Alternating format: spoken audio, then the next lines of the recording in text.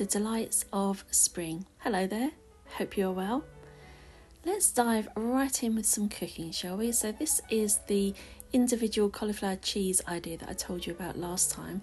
There's the inspiration. I will link that video in the box below so you can see how it should look like, because this is not it. This is my version.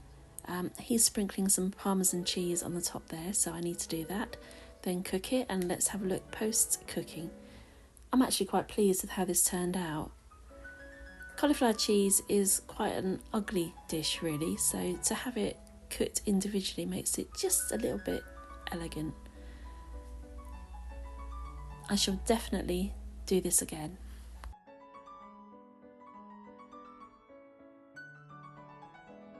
We have carpets of violets in the garden this year. It's a very good year for violets. And talking of violet, that's her old trike that you see there. We've just left it in the garden as a reminder of how it used to look back in the day when she would play in the garden. Penelope Peach is in flower. She needs to come out of the greenhouse. And I had to pick some violets, didn't I? I'm going to rearrange my Easter shelf here because I've decided I don't like it. It's a bit fussy. When you pick violets, they don't really smell, but when you bring them in and put them in a vase, a couple of hours later you get that gorgeous violet scent. Gorgeous. I've changed the ribbons in the kitchen, but I might change them again. I'd love this rusty red colour, and I had some candles to match, but I don't know. I think I'm going to change it again. I just love changing the ribbons.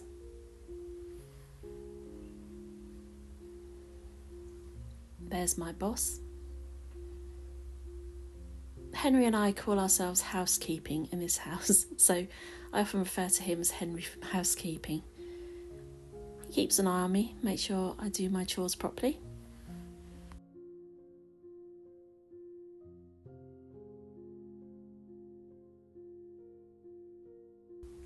And there she is, out in the garden where she needs to be right now. And I believe those green shoots you see there are still the garlic that I grew a couple of years ago. It seems to keep coming back. So the kitchen looks neat and tidy, and I have indeed rearranged that shelf. I'll show you that in a moment. It's a lovely sunny day here.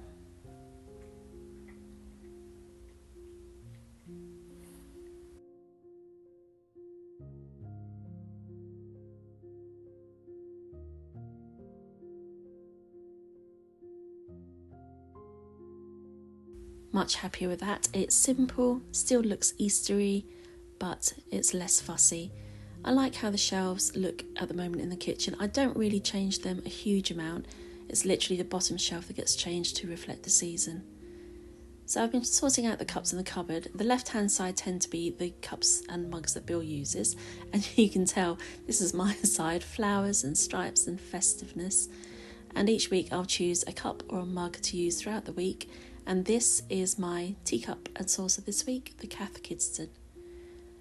I think you know where we are headed off to now.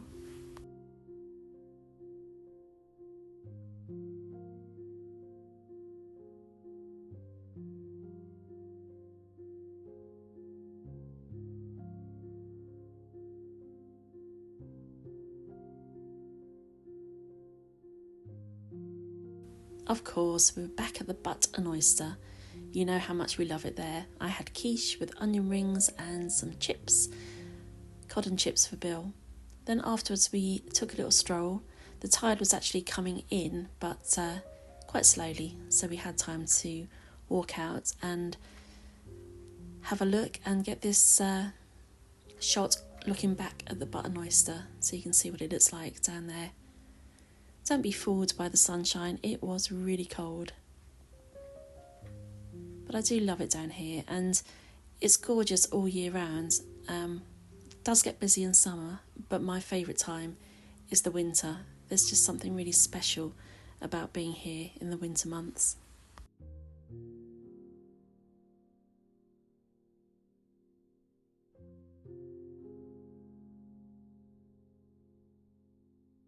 Bill told me that through that teeny tiny gap there you can see the Orwell Bridge.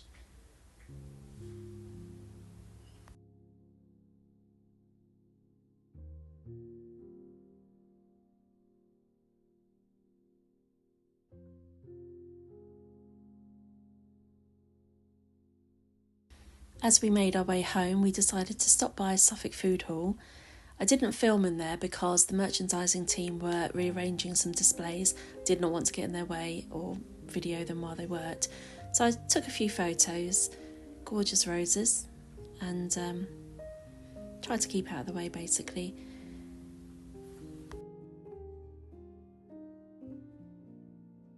Our purchases from the Suffolk Food Hall.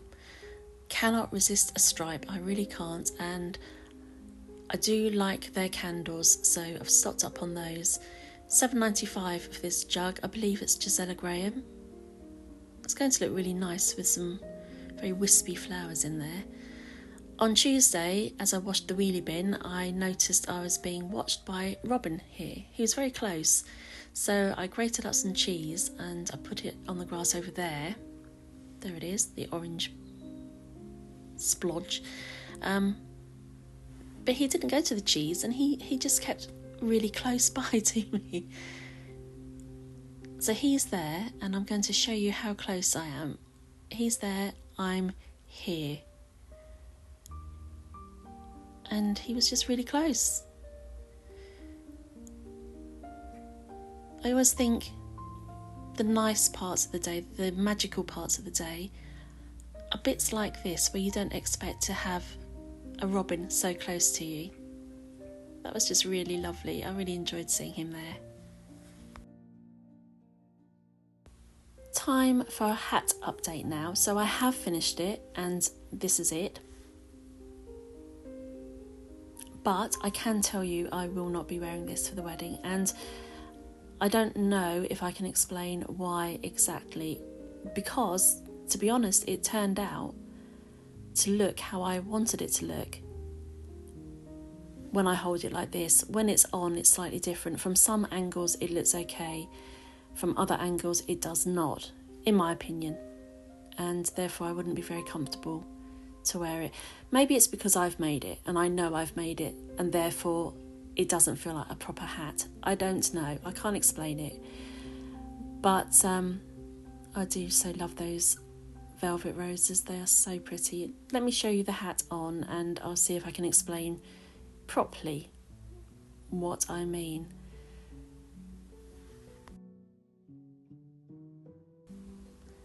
So I haven't tied my hair up properly here. It's loosely tied up.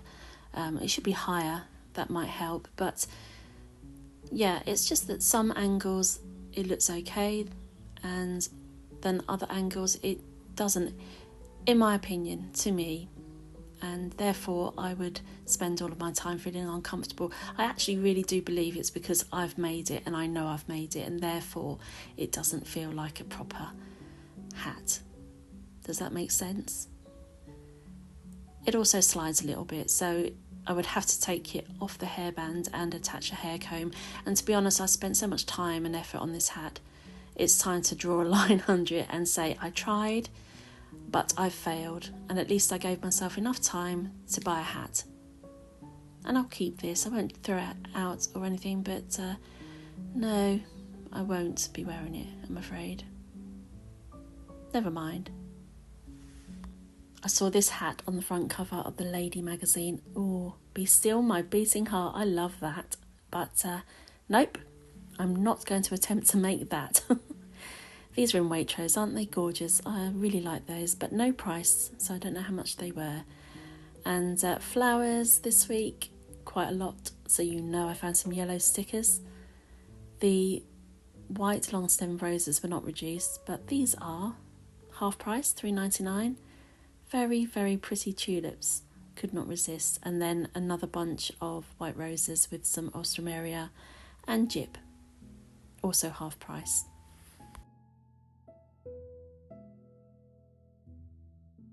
I had to get this chocolate again, it's so good. And this is a treaty treatlet. It's an almond croissant, delicious. A few reduced items now, so I got these frites. Planning burger and chips on Thursday night for dinner, so that was ideal. So I grabbed those. The burger's sadly not reduced. Saw these, and that sounds like a good thing to have in the cupboard as a snack. Always happy to find a salad on a Thursday to have for lunch. And Planning to make another asparagus quiche, and hurrah, found some reduced asparagus. Didn't need this, but down from £8 to £1.95, and picture frame always comes in handy, so I got that. Found another beer, reduced. This is for Bill. That's a really good price, isn't it? And a macaroni cheese to have as a side dish with our burger and chips. This is a really nice one. I've had that before, so I'm pleased with that. Not reduced, but part of my try to find something festive in a shop challenge that I set for myself sometimes. So I had to get those. And I fancied making a cheese board this weekend after having one last week. I was inspired, so I've got a cheese selection, not reduced. Apples, pistachio nuts, a selection of crackers, quince jelly and some grapes. So yeah, I'm going to make a nice cheese board at the weekend. We're going to be quite busy this weekend, so that's going to be handy. And I won't have time to prep Sunday lunch, so we're going to have this beef bourguignon to save a bit of time. And as always, I'm being watched by the boss there.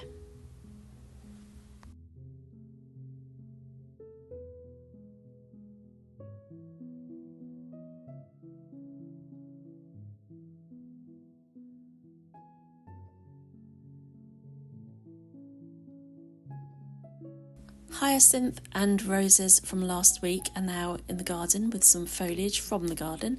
If you wonder how I use a terracotta pot as a vase, I just use a glass as a liner. This glass had a candle in it before, so I just saved it and just pop that into the terracotta pot and you've got a vase. I really do like these ruffled edged tulips. I'm going to see if we can grow some in the garden next year.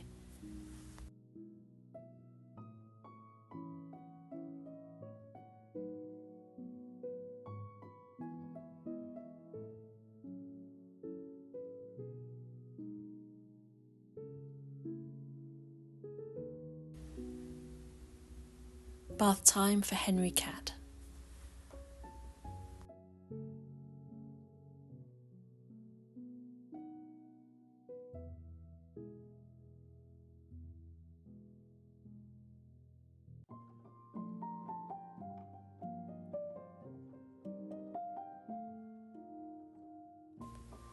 Time to make a quiche, and I'm just going to point out my pastry case there. That looks quite good for me, actually. I've cooked bacon and onion, and the green parts in there are the stems of the asparagus, so that's all ready to go. The asparagus itself has been lightly cooked. I've got grated cheese, I have egg with tarragon in it and extra tarragon. I find that a quiche can take a lot of tarragon, more than you would expect. But before we make this, let's have some tea. There must always be tea.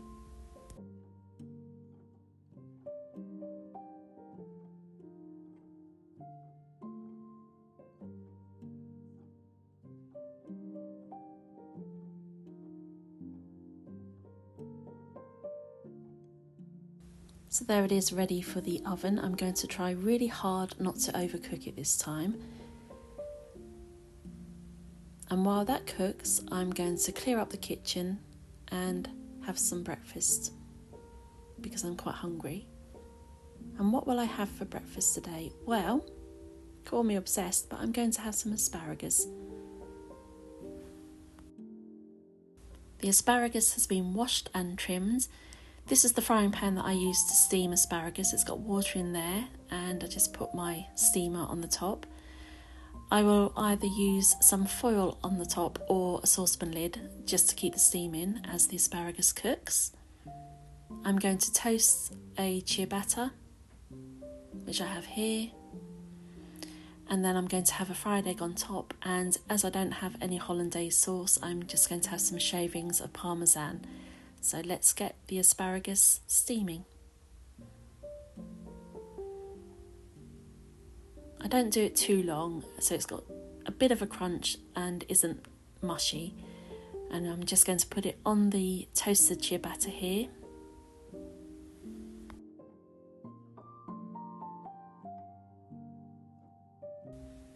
So the fried egg on top of that. I like my white set. I like the yolk covered but the yolk runny. very particular about my eggs. Lots of truffle salt, and then a good sprinkle of parmesan, and let's not worry if any of it rolls off the plate. Let's not bother about that.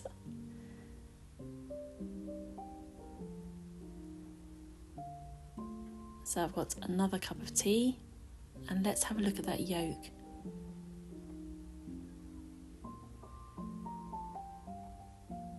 Oh yes, that's really well done. Professional, yeah. Even though I failed to show you, that yolk is perfect. Perfect for me. This is exactly how I love my eggs. So I'm going to eat that and enjoy that with a glass of grapefruit juice. And now let's have a look at that quiche. Yes, I think that's quite perfect. It's got a bit of a spring to it, so I know it's cooked.